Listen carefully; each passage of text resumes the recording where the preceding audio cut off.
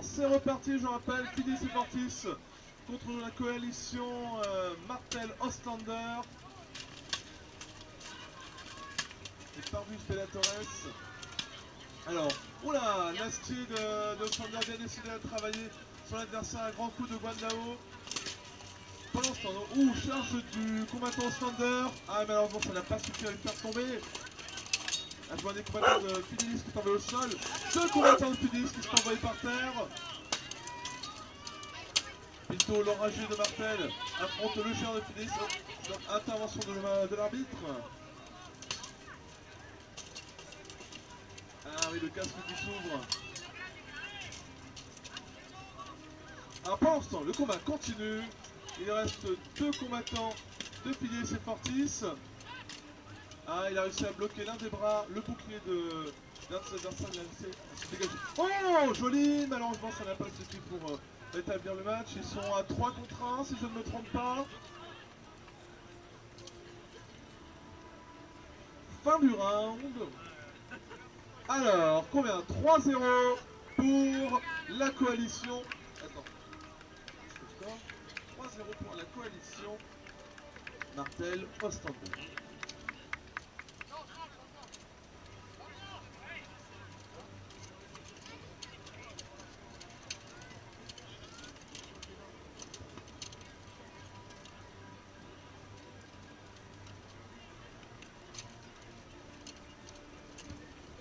Aquila, préparez-vous pour le combat d'après, s'il vous plaît.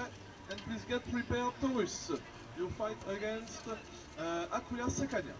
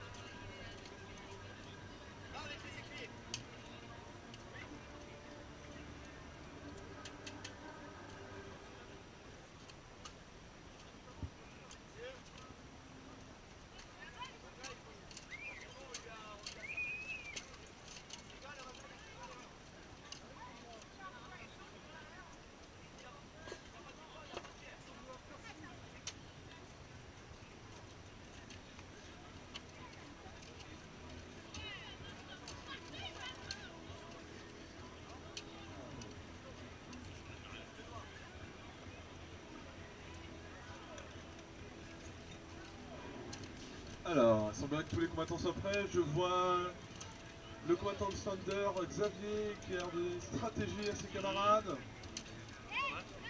Bon, une stratégie à base de tu charges et tu tapes fort.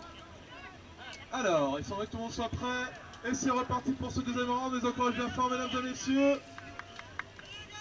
La question Martel-Ostlander est bien avancée contre la ligne de Fidelis.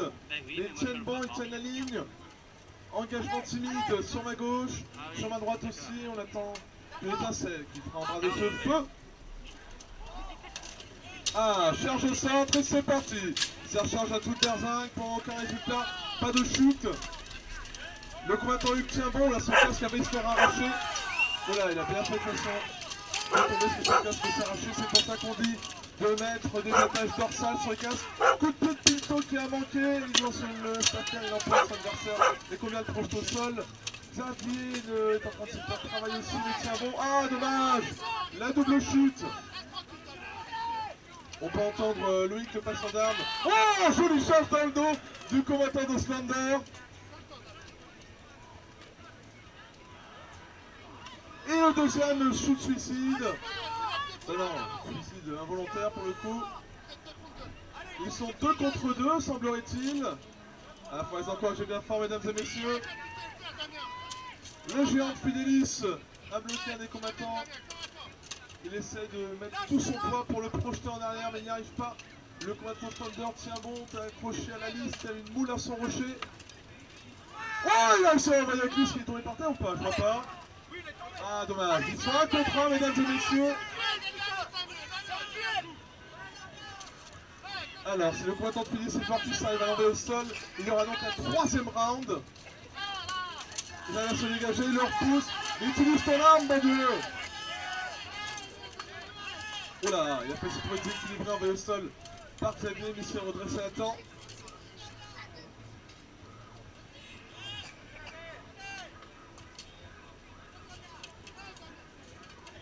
Ah, il lâche rien. Il faut savoir que si les combattants restent comme ça, bloqués au corps à corps pendant plus de 7 secondes sans se frapper, les arbitres les séparent et les remettent au milieu. C'est 10 secondes, pardon. 10 secondes et donc ils les remettent au milieu de la liste pour recommencer l'action. Les gars, enlevez-vous avec vos armures là, je vois pas ce qui se passe. Merci.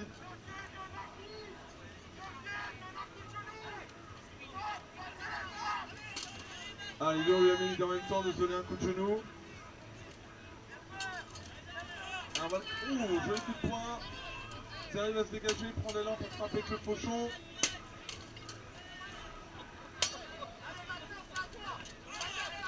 Ah, Maxence tient bon. Je crois qu'il arrive à se dégager pour frapper avec sa hache.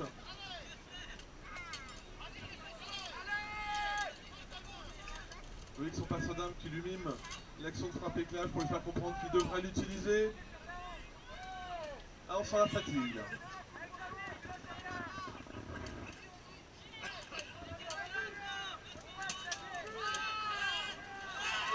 Il va rester. Non, dommage, ça n'a pas suffi.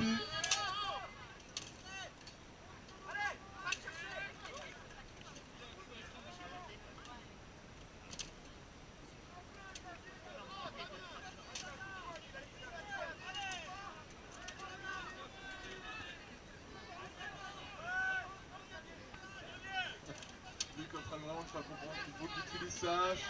Maxence, écoute Loïc, utilise ta hache.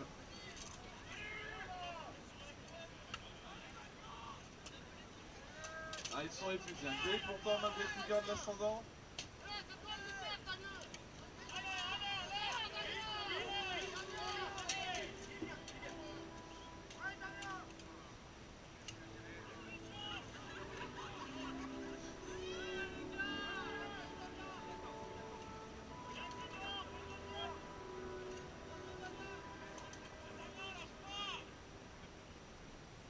On sent qu'ils sont fatigués, c'est compliqué.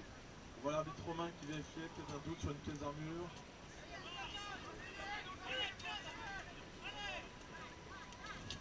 Alors sur la bonne technique, c'est de travailler le fondement adverse pour le faire plier. D'ailleurs, les combattants s'amusent de faire un concours après chaque tournoi pour voir qui a le cul le plus violacé.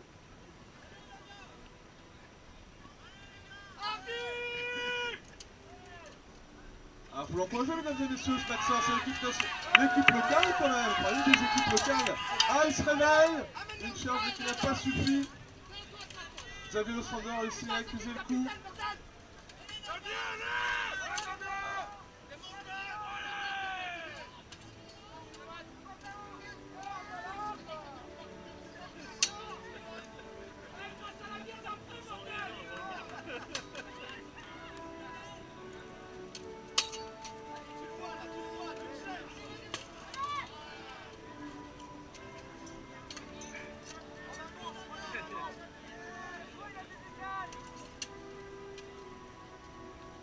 Il ne reste que 3 minutes pour le match.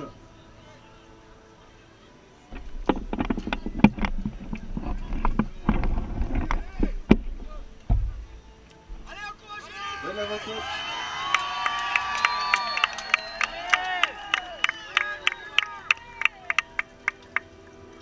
Alors si on arrive à la fin de si on arrive à la fin du temps pour le match, ce sera Ostrander qui remportera la victoire parce qu'ils auront gagné le premier round. Donc Maxence va vraiment devoir donner tout ce qu'il a pour faire tomber son adversaire et permettre un troisième round. Allez Damien, tout dépend de toi là. Alors Damien, pas Maxence, pardon. Oula, c'était un petit peu mou. Ah, il attrape la jambe de son adversaire. On va essayer de le faire passer au-dessus de la lisse. Xavier ne se laisse pas faire, se dégage à coup de poing et à coup de genou. Ah, il est désarmé. Il doit se rééquiper s'il veut pouvoir mener une action offensive.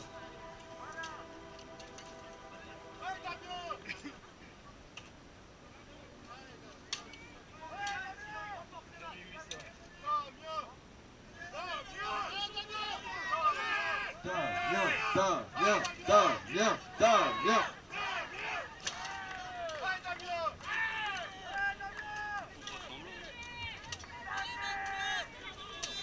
Allez Matka, on t'encourage aussi.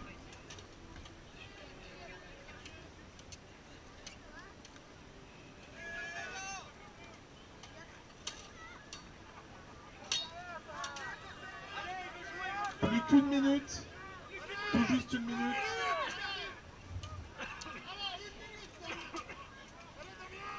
Je regarde le temps qui défile. Il n'y a plus beaucoup de temps pour Damien pour essayer de remporter le round.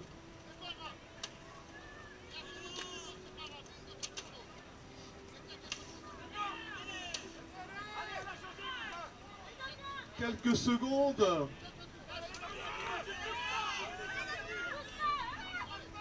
Voilà, c'est là que l'action de décisif. Si Philippe et Portis veut remporter le round. C'est la fin du temps. Fin du temps.